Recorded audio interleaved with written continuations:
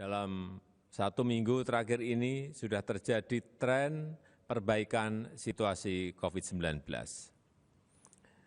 Tingkat positivity rate terus menurun dalam 7 hari terakhir.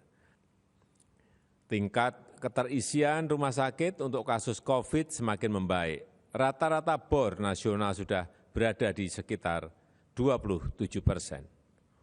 Untuk itu, pemerintah memutuskan mulai tanggal 31 Agustus hingga 6 September 2021 sebagai berikut.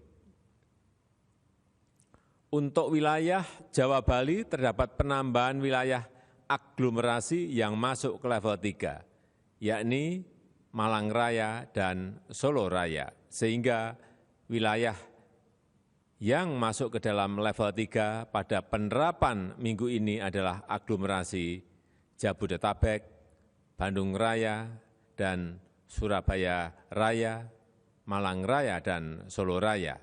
Untuk Semarang Raya berhasil turun ke level 2. Sehingga secara keseluruhan di Jawa Bali ada perkembangan yang cukup baik. Level 4 dari 51 kabupaten kota menjadi 25 kabupaten kota. Level 3 dari 67 kabupaten kota menjadi 76 kabupaten kota. Level 2 dari 10 kabupaten kota menjadi 27 kabupaten kota.